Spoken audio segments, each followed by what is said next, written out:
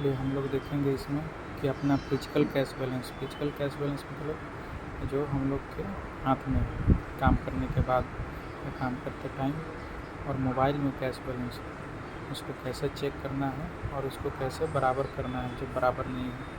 और मोबाइल में जो कैश बैलेंस है उसके अनुसार ये हम लोग को वॉलेट बैलेंस को जो एडजस्ट किया जाता है वो भी सीखेंगे। तो इसमें क्या है कि फिजिकल कैश बैलेंस और मोबाइल में कैश बैलेंस चेक करने के लिए यहाँ पर कैश एंड स्टाम्प में जाएंगे। कैश एंड स्टाम्प में जाने के बाद कैश बैलेंस ऑप्शन को चूज करेंगे।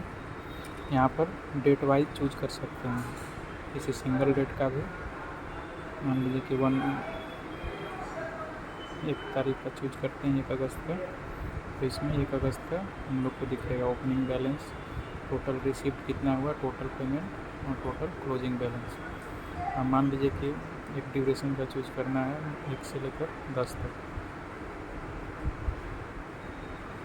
तो 1 से लेकर 10 तक चूज कर लिए, इसमें फेच करेंगे।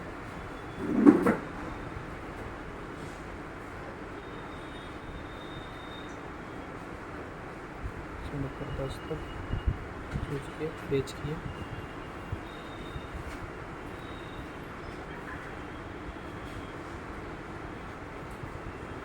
तो ये देखिए डेली का निकल जाएगा इसमें 1 तारीख का कितना ओपनिंग बैलेंस था, कितना रिसीप्ट, कितना पेमेंट, क्लोजिंग बैलेंस कितना हुआ, फिर 2 को कितना हुआ, 3 को कितना हुआ, क्या रिसीप्ट क्या पेमेंट हुआ। तो ऐसे करके हम लोग अपना डेली का चेक कर सकते हैं और मिला सकते हैं बीओ का जो अकाउंट बुक होता है उससे, और इसमें कितना रिसीप्ट कितना पेमेंट हुआ टोटल, कितना क्लोजिंग बैलेंस हुआ, वो मिला सकते हैं। अब मान लीजिए कि वही बीओ का अकाउंट बुक में जो बैलेंस है और इसमें जो बैलेंस है ओपनिंग या क्लोजिंग मैच नहीं कर रहा है, तो उसके लिए हम लोग को मिसलेनियस एंट्री करना पड़ता है। मिसलेनियस एंट्री और मिसमैच एंट्री दो अलग अलग चीज़ें हैं।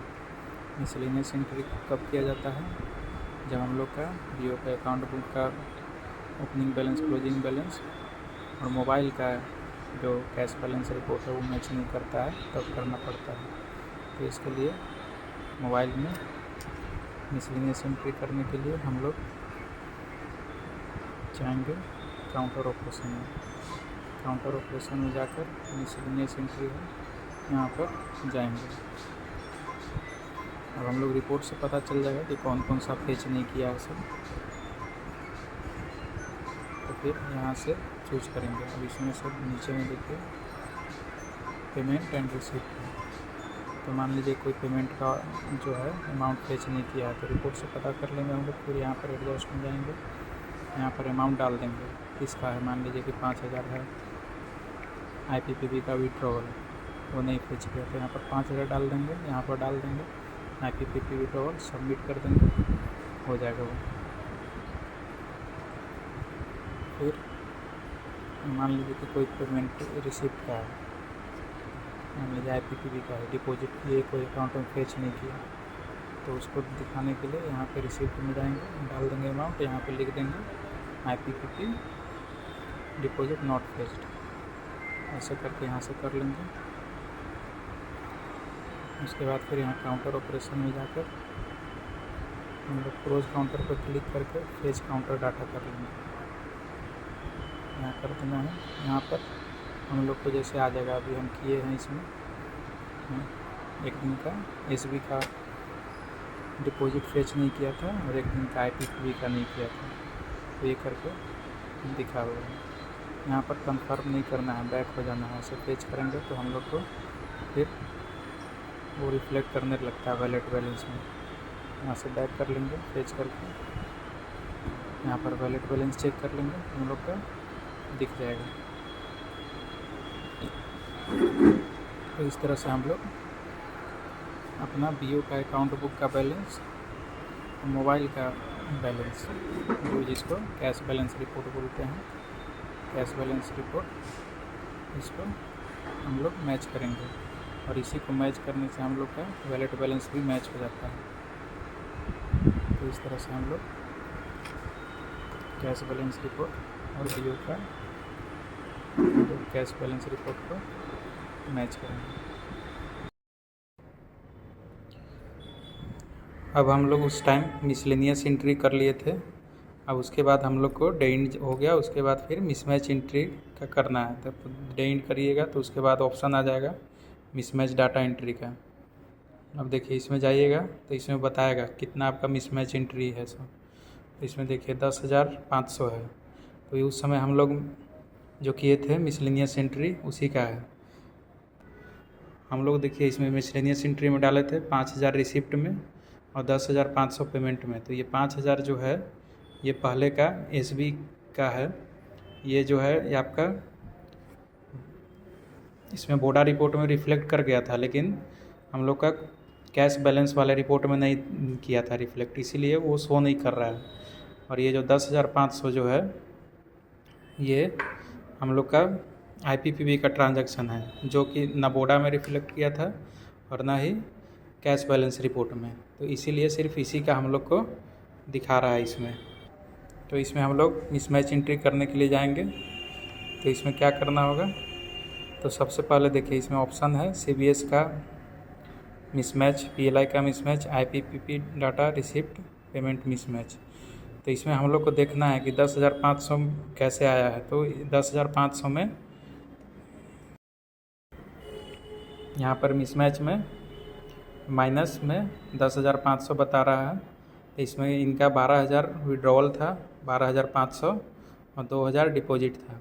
तो उसी तरह इसमें दिखाना होगा। तो इसमें इनका पहले रिसिप्ट दिखाएंगे हम लोग, पहले हमेशा रिसिप्ट दिखाना है मिसमैच में। रिसिप्ट में हम लोग कितना दिखाएंगे 2,000, क्योंकि 2,000 इनका डिपॉजिट था। 2,000 करके ऐड कर देंगे, यहाँ पे शो करेगा हम लोग का 2,000 रिसिप्ट साइड में इतना। और फिर हम लोग को ये 12,500 पेमेंट किए हैं आईपीपी डाटा रिसिप्ट मिसमैच, अब आईपीपी डाटा पेमेंट मिसमैच। इसमें 12,500 का ये पेमेंट किए हैं।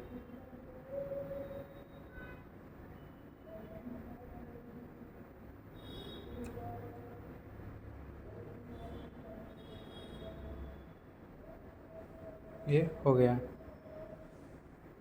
तो देखिए 12,000 इसमें क्या है पेमेंट साइड में है, और 2,000 12,500 पेमेंट साइड में है और 2,000 रिसिप्ट साइड में है। तो दोनों को हम लोग ये करेंगे कैलकुलेट करेंगे तो माइनस में 10,500 आ जाएगा। अब इसको सबमिट करेंगे, हो गया अकाउंट एडजस्ट सक्सेसफुली। ऐसे ही हम लोग को मिसमैच एंट्री करना है। उसके बाद फिर हम लोग रिपोर्ट में जाकर बोडा रिपोर्ट जनरेट करेंगे।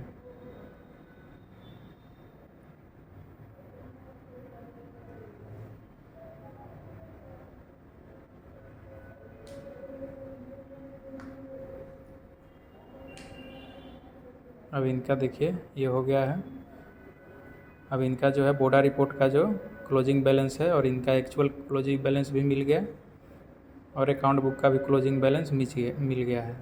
अब इसके बाद नेक्स्ट डे जब एसओ में हम लोग अकाउंट बैग सेंड करेंगे तो वहाँ पर इसको एसओ में सब अकाउंट ब्रांच वाले रिकॉन्सिलेशन करेंगे। तो इस तरह से हम लोग को मिसमैच एंट्री और मिसलेनियस एंट्री करना है।